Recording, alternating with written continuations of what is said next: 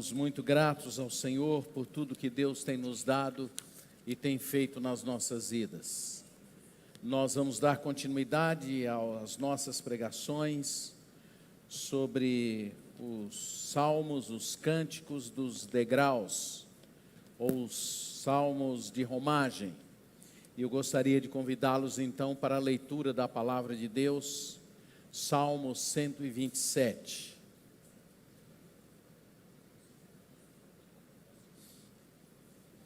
Que diz assim: se o Senhor não edificar a casa, em vão trabalham os que a edificam.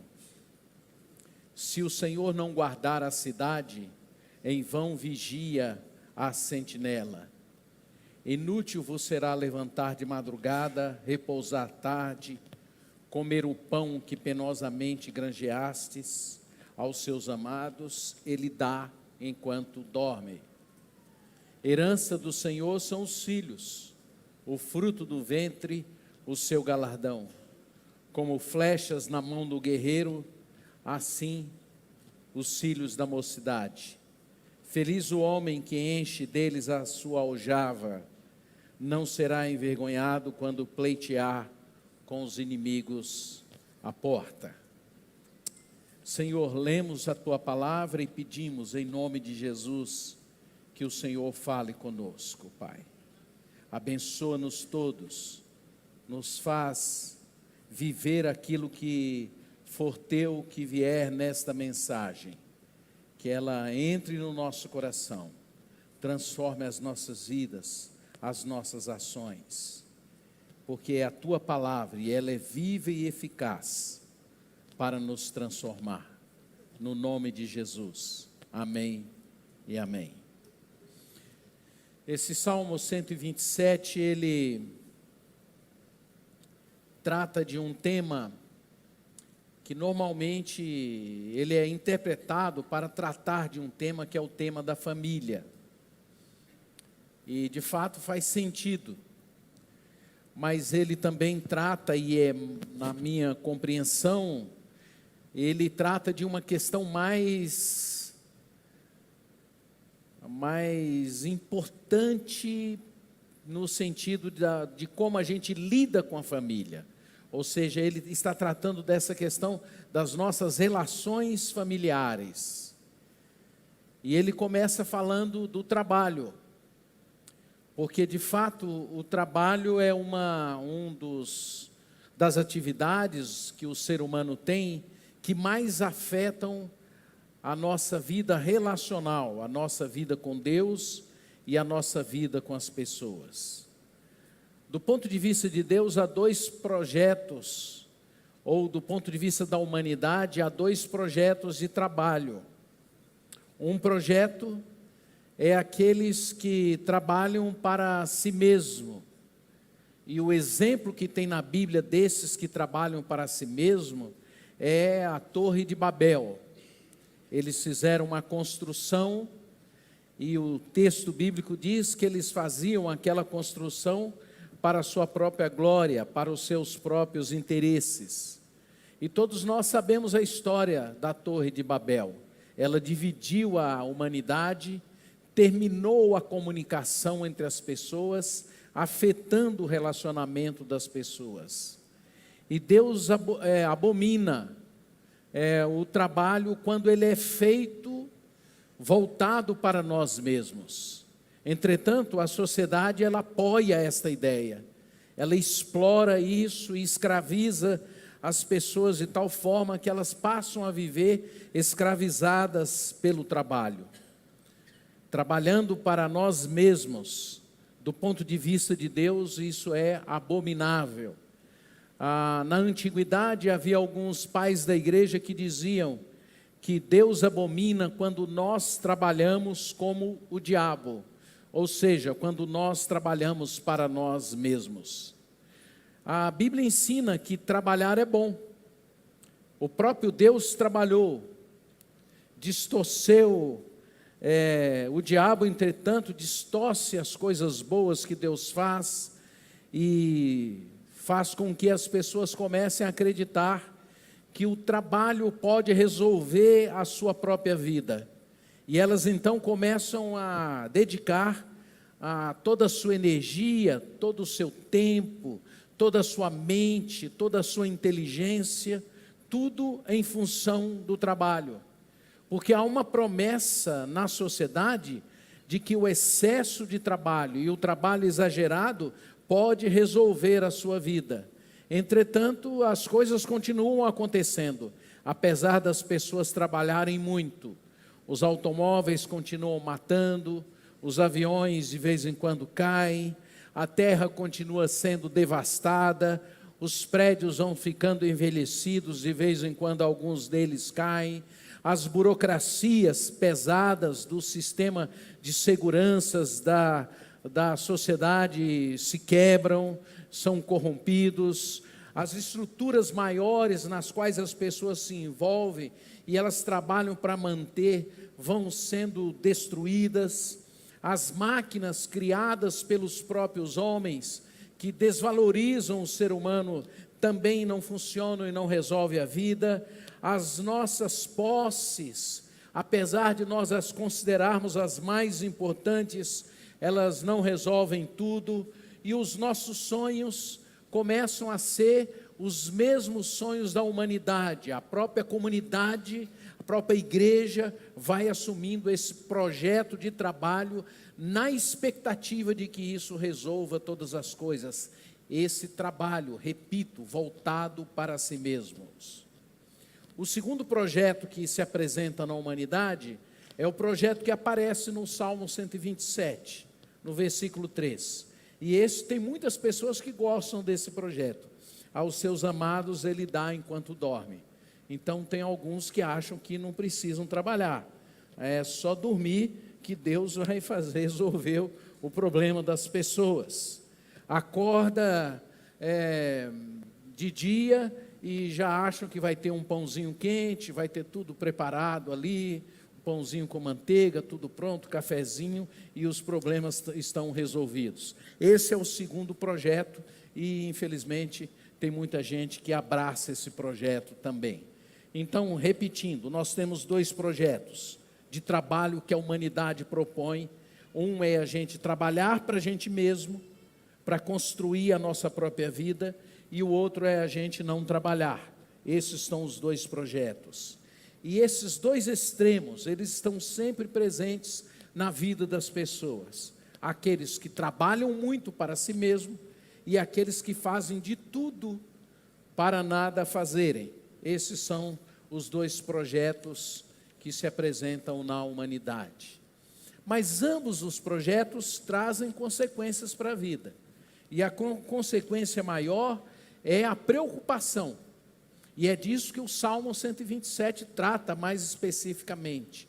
A preocupação nos consome, toma conta da nossa vida, ela entra na nossa existência e a gente faz de tudo para não ficar preocupado, mas a gente não consegue.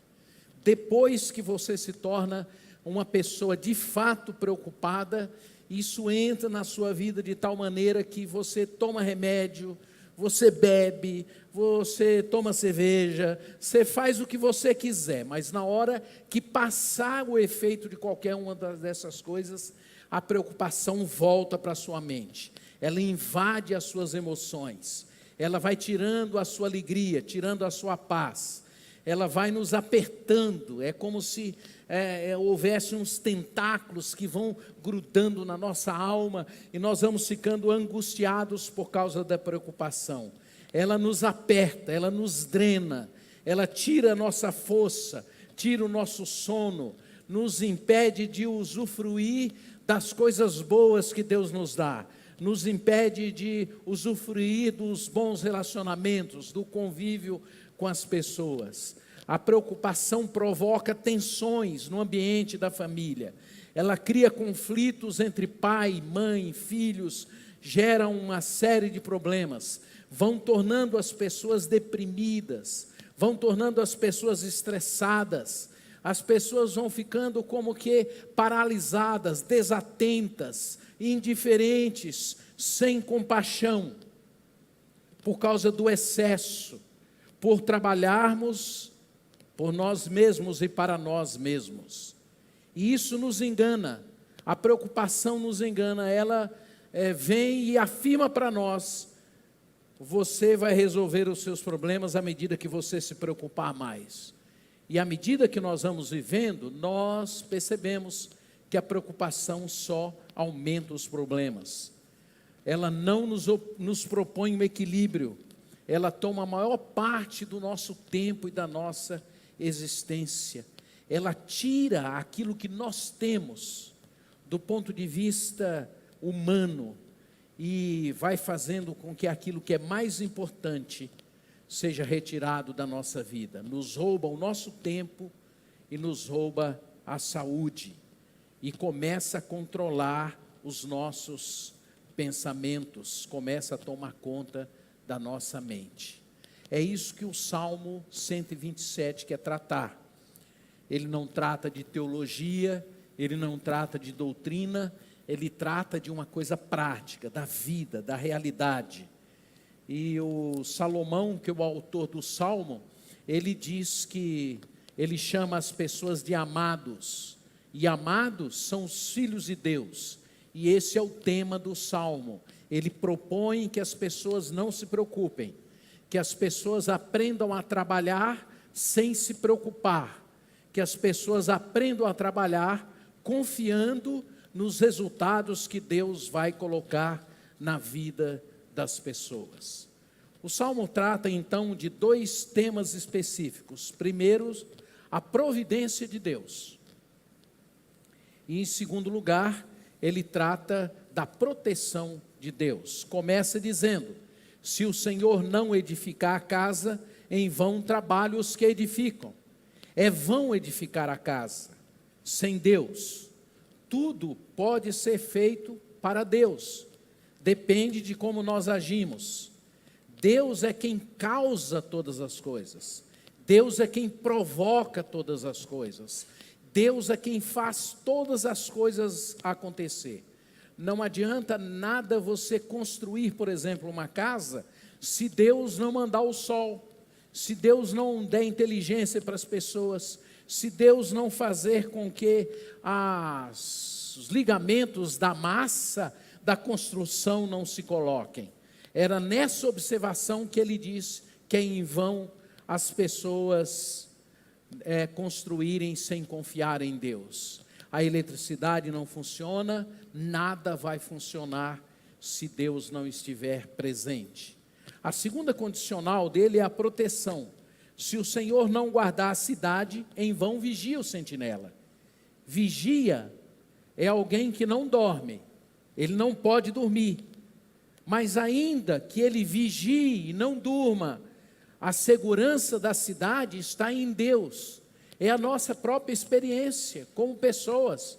Nós vivemos numa boa cidade, mas de vez em quando acontecem algumas coisas que fogem ao nosso controle, que nos atinge, que nos alcança. Todos nós corremos riscos. A terceira observação desse salmo que eu gostaria de fazer é não a impossibilidade de construir, porque é possível as pessoas construírem coisas sem Deus. Isso é possível. Mas quando se constrói ou se faz qualquer coisa, ou quando se trabalha sem Deus, isso é inútil. O verso 2 diz assim: inútil vos será levantar de madrugada. Então preste atenção, construir, você sabe o que é um castor? Castor é um animalzinho, ele constrói barragens para segurar a água, para segurar os peixes. É um animal esperto. João de Barro constrói, castor constrói barragens, João de Barro constrói casas para eles morarem, perfeitas. A Odebrecht também construiu muitas coisas, construiu estradas para as pessoas passarem, e ela não tem nada a ver com Deus, como todos nós sabemos, e as coisas que ela construiu não caíram, estão ainda sobrevivendo, mas apesar disso, ela se corrompeu, ela cobrou pedágios que nós todos ainda estamos pagando provavelmente. Essas construções não são as construções que Deus está falando aqui. A cidade de Roma, por exemplo, ela foi construída há 3.000 anos atrás. E a cidade de Roma fez coisas que não tem nada a ver com Deus, apesar de ser uma construção belíssima. São quase 3.000 anos de civilização, mas a cidade de Roma, ela bebeu o sangue dos profetas, ela matou os cristãos, foram milhares de pessoas que morreram nas arenas da cidade de Roma, mas ela está lá, ela ainda sobrevive. A casa de Drácula, e ainda existe lá na Pensilvânia, nos Estados Unidos, está edificada. Deus não está falando dessa obra de pedreiro, dessas construções que as pessoas fazem para si mesmo.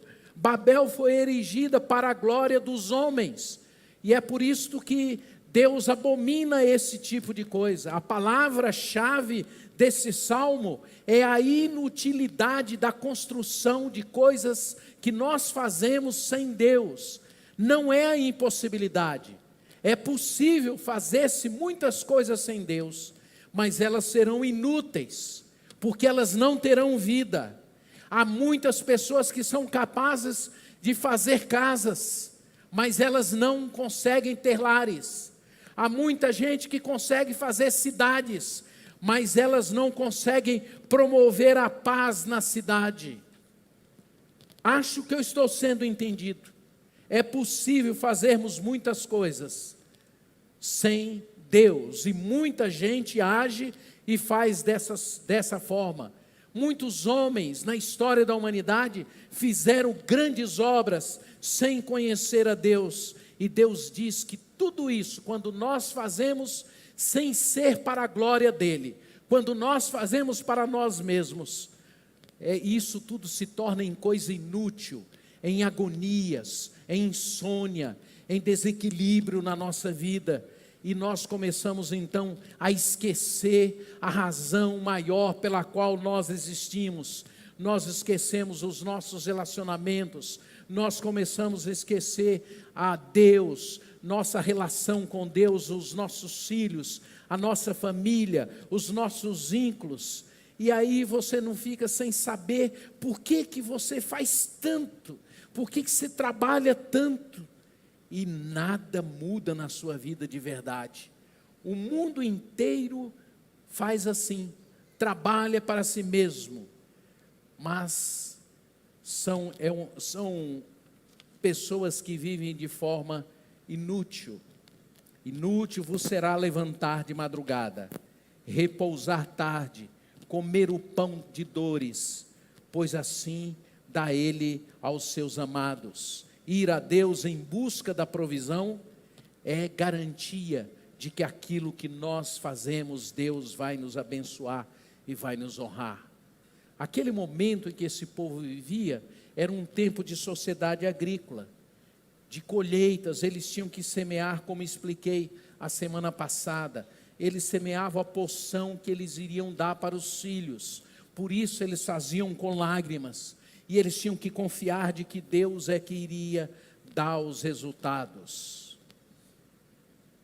Mas todos nós nos preocupamos com o trabalho, todos nós temos essa preocupação, todos nós queremos proteção, e nos é ensinado que o que nos dá proteção é a gente trabalhar e ter essa segurança a partir do dinheiro que nós ganhamos.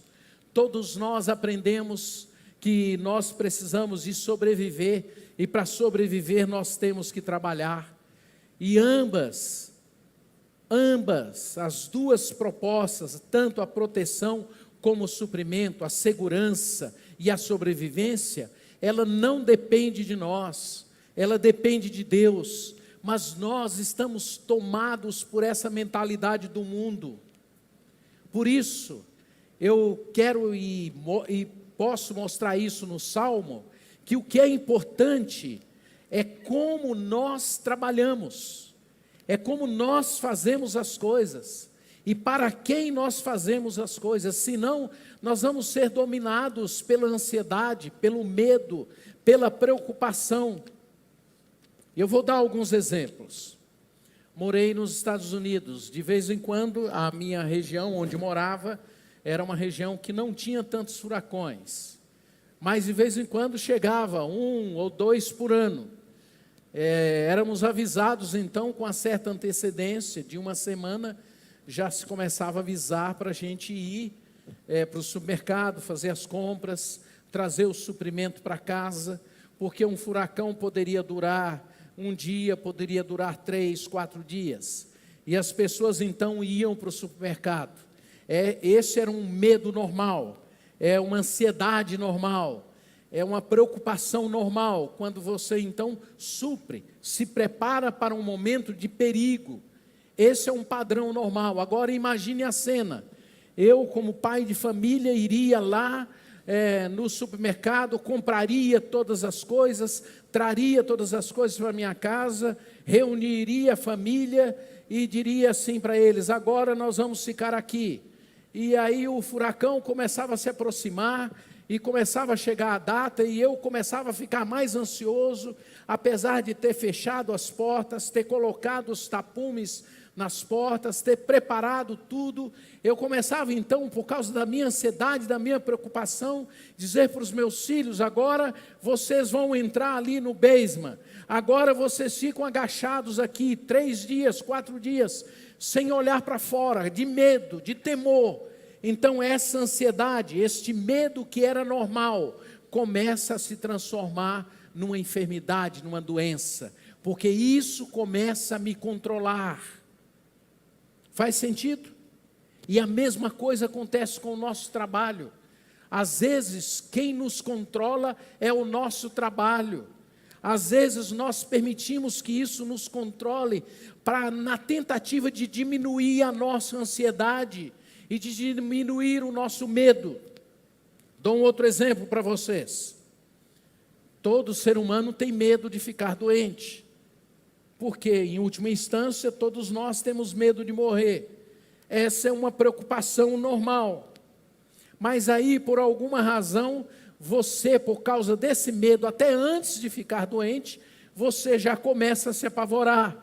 Você começa a falar: eu estou ficando doente, eu estou ficando aflito. Já está chegando os meus 65 anos, que é o meu caso.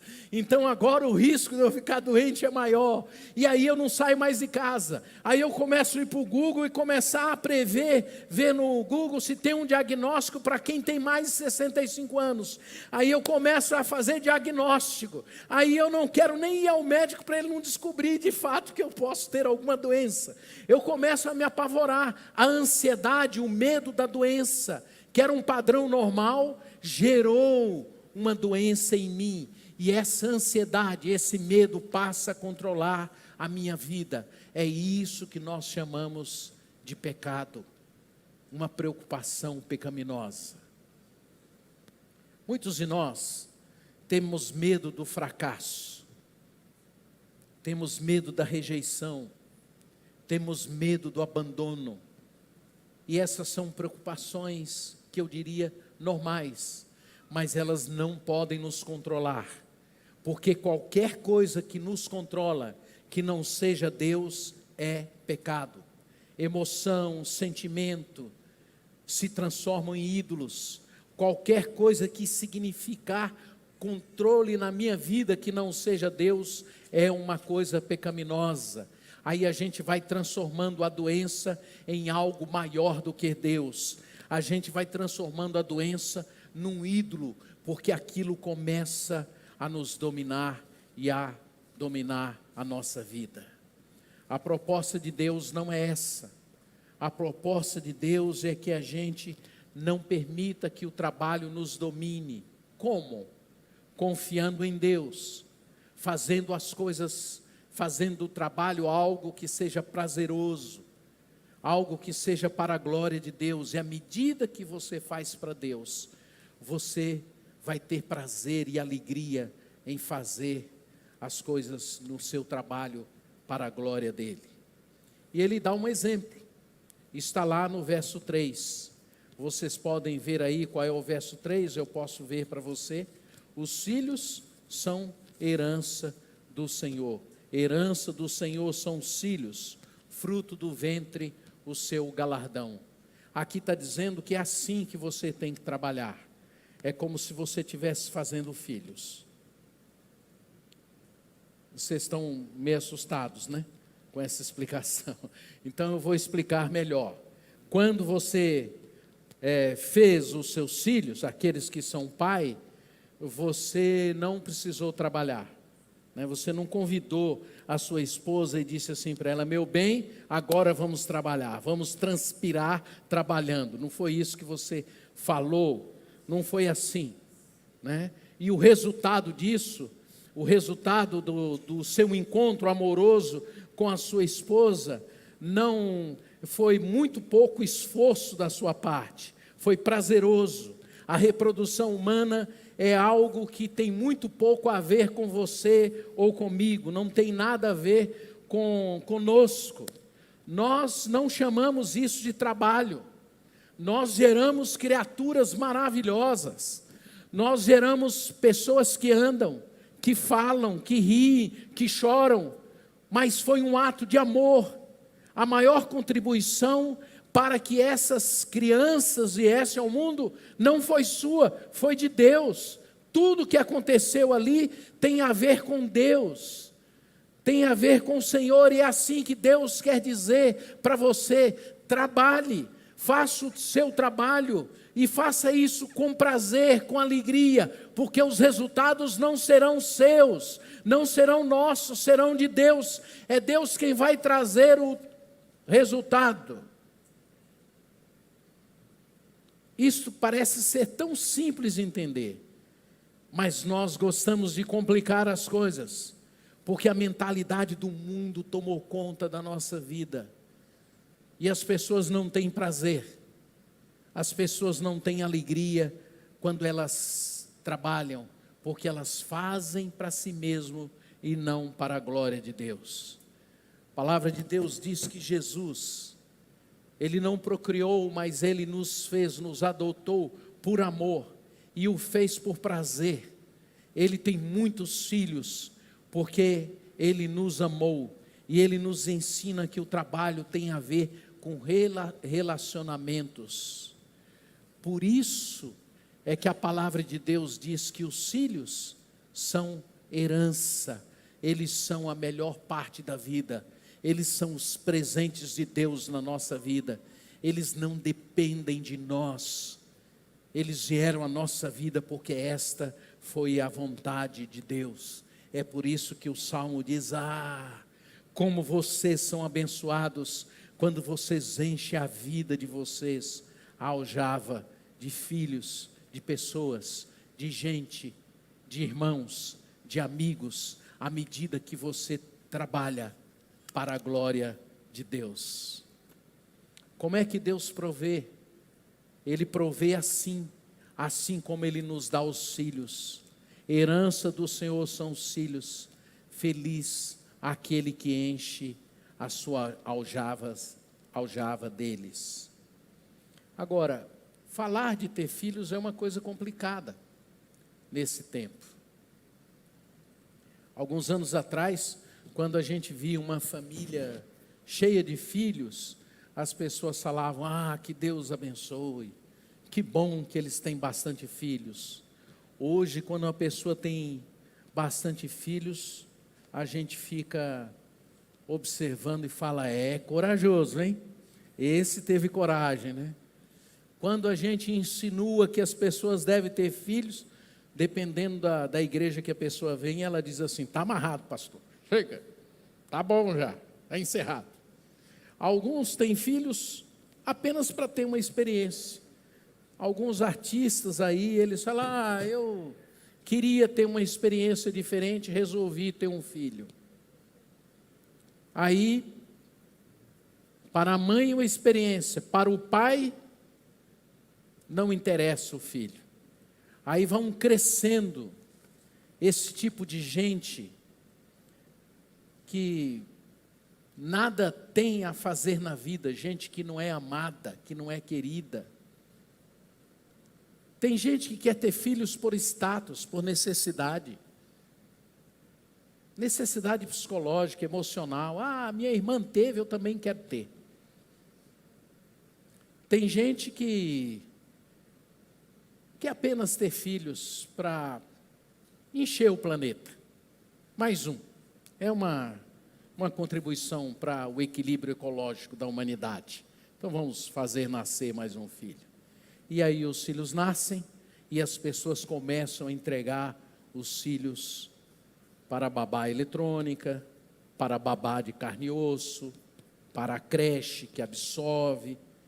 Alguns acham que tem que entregar para a igreja, aí traz para a igreja e diz assim: ah, pastor, dá um jeito aí nos meus filhos. Eu, como pastor, já vi muitas vezes as pessoas trazerem os filhos para a igreja, deixarem ali na porta e irem embora, como se a gente fosse capaz de cuidar das pessoas.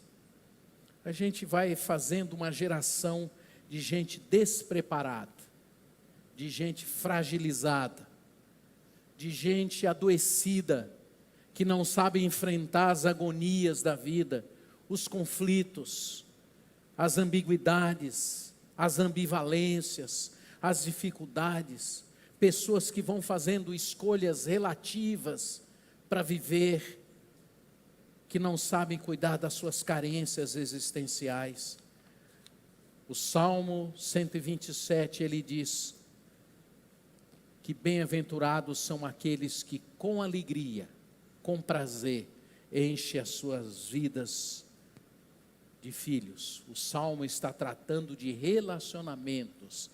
Tem pessoas que têm mais alegria em ter casa do que ter filhos. Tem pessoas que têm mais alegria em ter carro do que ter filhos. Alguns homens, a primeira opção é o carro. A segunda opção, alguns mais sensíveis, o amigo. A terceira opção, o carro. Aí a quarta opção, a esposa. O Salmo está dizendo para a gente aprender e entender os relacionamentos. Eclesiastes, no capítulo 9, verso 9, diz que a mulher, que o homem deve gozar a vida junto com a mulher que ele ama. O texto quer nos ensinar que a gente deve viver com esta pessoa com amor. As palavras que estão no Salmo nos levam a essa direção. Eles nos trazem para o relacionamento e não para a construção humana, não para o trabalho. É por isso que a gente vive um tempo de uma humanidade inafetiva, de pessoas que não sabem amar, de pessoas que não sabem conviver, não sabem abraçar, não conseguem amar os filhos. É por isso que na nossa sociedade, algumas mulheres precisam ir a um juiz para fazer com que o pai se importe com os seus filhos, como várias vezes eu já ouvi. São pessoas que constroem a casa, mas não constroem o lar. São pessoas que não consideram os seus filhos como herança, se preocupam quanto vai custar o filho, tem vergonha de ter filhos. Eu não tenho nada contra que as pessoas não queiram ter filhos, não é isso que eu estou falando. Eu estou falando quando isso começa a tomar conta do nosso coração e começa a permear a nossa vida em todas as áreas. Tem pessoas que querem construir a vida para si mesmo, e elas querem então trabalhar para si mesmas, e por isso elas não têm prazer como elas deveriam ter ao ter filhos. Elas se preocupam com o resultado. Quando você tem filhos, você não fica preocupado com o resultado. Quando você tem um encontro sexual, você não fica pensando antes assim, agora eu vou ter um encontro com a minha esposa, mas eu não posso ter um encontro com ela. Imagine se nascer, como é que ele vai nascer, como é que vai ser. Você não pensa nesse resultado. E assim deve ser a nossa ação no trabalho. Não pensar no resultado, fazer para Deus. Porque ao fazermos para Deus, a palavra de Deus diz que nós vamos voltar com os nossos molhos cheios da presença de Deus. É relacional. O trabalho não pode impedir, não pode nos controlar. Quanto mais amor você oferece a Deus, mais você recebe das pessoas. Quanto mais amor você dedicar às pessoas, mais rico, mais glorioso você será. Quanto mais você amar os seus filhos, amar a sua esposa, amar as pessoas que te cercam, amar os seus irmãos e irmãs, amar os seus amigos no trabalho, amar as pessoas ao seu redor, quanto mais isso acontecer, mais você vai ser abençoado. Os filhos são a nossa herança, assim como quando nós os servimos e trabalhamos por amor, nós vamos ter uma herança eterna. Preste atenção, semeie com lágrimas, e o fruto virá. O Salmo está dizendo assim: o corpo é mais do que a veste, a vida é mais do que o alimento, a casa é mais do que uma construção, é um relacionamento. O trabalho não é salário, o trabalho é um meio que Deus nos dá para a gente aprender a amar as pessoas. Provérbios, o livro de Provérbios tem um versículo que nos ensina assim, que sábios são os ricos, que com a sua riqueza granjeiam amigos. É por isso que eu quero te convidar, para que você não permita que através do trabalho que você está fazendo para você mesmo, você acumule as suas doenças e ansiedades e o desespero, e você comece a trabalhar para servir a Deus. O nosso trabalho, ele não cria paz, ele não cria justiça. A sociedade em que nós vivemos, ela recompensa aqueles que são agressivos, aqueles que são violentos, aqueles que se matam e se dedicam a si mesmo. Mas Deus, Ele recompensa aqueles que aprendem a amá-lo e amam. A diferença na vida são os relacionamentos que nós criamos e nutrimos. São os nossos sorrisos, são os nossos abraços, as nossas gentilezas, os nossos acolhimentos. O amor a Deus e o amor ao próximo cabe em qualquer carreira, em qualquer profissão, cabe em qualquer situação, cabe em qualquer lugar. Foi por isso que Deus se deu a existência. É para você amá-lo e para você amar os seus filhos e amar as pessoas que estão ao seu lado. Aquelas pessoas que iam a Jerusalém e iam para Jerusalém, eles tinham muitas dificuldades para ir lá. Como eu expliquei, tenho explicado, eles passavam caminhos perigosos, viajavam dias e noites para chegar até o templo. Imaginem que eles chegassem ao templo e começassem a conversar entre eles, começassem a dizer entre eles: a minha viagem foi muito difícil, eu tive que matar uns 3 leões. Aí o outro diria assim: a minha foi mais difícil ainda, eu tive que fazer um esforço imenso para subir aquelas montanhas e achar os caminhos para chegar aqui. Aí o outro ia olhar e dizer assim: difícil, olha os meus pés, como é que estão, todos ensanguentados, foi uma viagem muito difícil. Imaginem que eles se encontrassem no templo onde eles estavam indo para adorar a Deus e começassem a reclamar das dificuldades que eles estavam tendo. E isso acontecia, mas de repente no meio daquela multidão de pessoas, 2.000, 3.000, apareciam alguns que começavam a cantar: se o Senhor não edificar a casa, em vão trabalham as pessoas que a edificam. Se o Senhor não guardar a cidade, em vão vigiam os vigilantes da cidade. E eles começavam a cantar, e aquilo começava a contaminar as pessoas. Eles tinham essa clareza no coração deles, de que eles deveriam trabalhar, e que eles deveriam ir àquele lugar, e que eles deveriam viver e fazer as coisas para a glória de Deus e para Deus. Esse é o convite de Deus para a sua vida. Não faça nada que não seja para a glória de Deus. Tudo que você fizer, faça para Ele. Seja simples, seja amável, seja bondoso, seja amoroso com as pessoas. Trate as pessoas com dignidade, com carinho, com amor, e você verá as bênçãos de Deus sobre a sua vida. Que o Senhor nos abençoe. Eu quero te convidar, você crê assim, diga amém comigo. Você quer fazer as coisas para a glória dEle? Amém? Você quer trabalhar lá onde você está para a glória dEle? Amém? Graças a Deus. Vamos ficar em pé então? E eu quero te convidar para você, por ter gratidão a Deus, por saber que você foi colocado onde você está, para viver para a glória dEle, para amar a Deus e amar as pessoas. Eu quero te convidar para você bater uma salva de palmas para aquele que nos deu e nos faz todas as coisas.